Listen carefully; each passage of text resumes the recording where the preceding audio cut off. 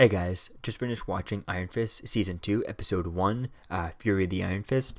This episode was really interesting. I mean, it was really sucked me into watching this. I've been waiting all day to watch it. I've been working all day, so as soon as I got home, I immediately went and watched it, and I guess it's a bit late right now as I'm watching it, and I have to hurry up again and go to bed to get up and stuff. So maybe I'm a bit in a rush and stuff, so there might be a few things that I've kind of missed and stuff, but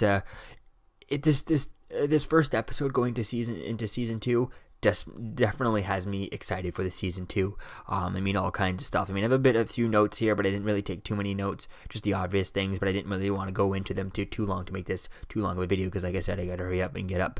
Gotta get up early in the morning, so it's really going to be cool to see where things go with this. You have Davos and Joy Meacham as the villain, and I think that's kind of interesting with that. It looks like they're setting them up as the villain, and Davos kind of makes sense as the villain and stuff. I could see where they want to do that. It just kind of seems like they're building up to way, and with things that I've seen in trailers and stuff, they're building up to having it like the kind of Bizarro to Iron Fist type thing, a Bizarro Iron Fist type thing, and I think that's going to be interesting to see where things go with that. I just hopefully hopefully that's more than just the villain in here, but with Typhoon Mary, we know she's involved in this in this season and stuff. It'd be cool to see how much we get of both of that, because I feel like the whole idea, the whole opposite of the superhero, the same powers against each other, it could get kind of stale and stuff. And with Davos, that's what you have. But we'll have to wait and see where things go with a bunch of different things going on. You have Davos, you have Typhoon Mary, you have the Hatchet Gang, and you have the Tigers, as they call them in here. So I think that's really cool dealing with that. And you also have the storyline with Colleen Wing and her family and that box and stuff. That'd be cool to see where things go with that.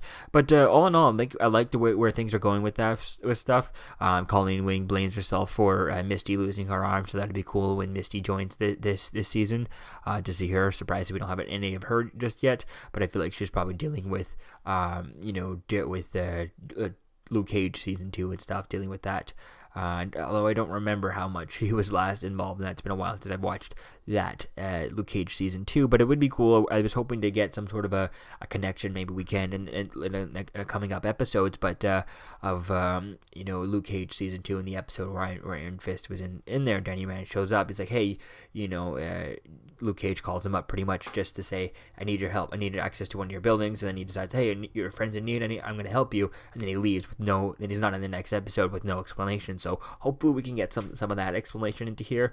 At this point, the story's already kind of kicked off a little bit in this episode. So I think if that call from Luke Cage comes in at this point, I don't know if he would actually kind of leave and go help. But I feel like maybe he would. So maybe he could at this point, because the story hasn't kicked off too much where he's like too deep into this storyline, but yet he is kind of watching over the city and doing this stuff, so maybe he would want to help Luke Cage out. So I think that would be cool to see if we get that phone call. I don't even need to see Luke or anything like that, just the phone call that shows that he left it kind of just like if you go on to Flash and Arrow. I think it was like the first episode of Flash and the corresponding episode of Arrow, same season, like second, third season of Arrow type thing.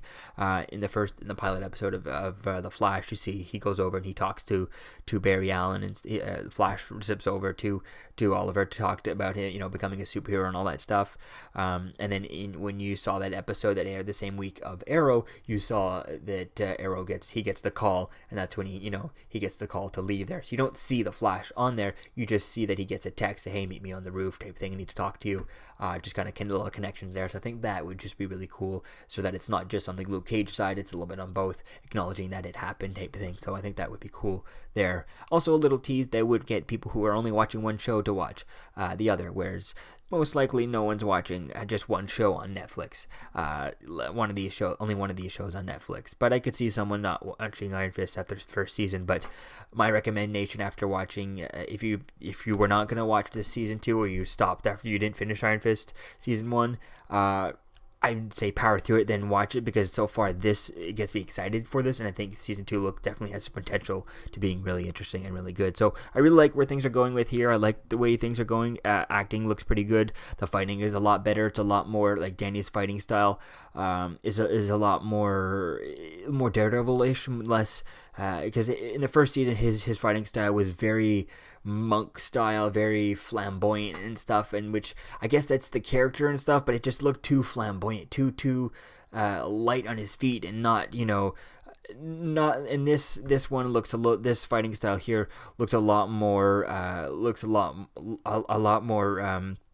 less less, I'm trying to think of it, you know, less Hidden Dragon, you know, shot like crazy stunts, wire work type thing, martial arts movies, and more John Wick style, close combat, very fast, and more like a scalpel, less like a, you know, like a painting the fence, and more like, you know, sanding the fence a little bit more type thing. Or I think it's a little bit interesting the way they do it. It's a lot more solid, his fighting style, rather than fluent and flowing and bubbly, and you know, and just it looks a lot more serious, the fighting style in this, and I really like the way they're going with that. So I think that's really cool here. I definitely can't wait to see where things are going to go for the rest of the season. So this definitely gets me excited for this season. So let me know what you think, guys, about the first episode. If you watched it, in the comments below, did you plan on watching it? And yeah, I'll see you guys in the next video. Peace out. I'm Captain America, here to talk to you about one of the most valuable traits a soldier or student can have. Subscribing. Sometimes subscribing is the key to victory. Sometimes it leads to very little, and it seems like it's not worth it. And you wonder why you waited so long for something so disappointing. How many more of these? You're still here. Don't forget to like, comment, and subscribe, guys. Peace. It's over.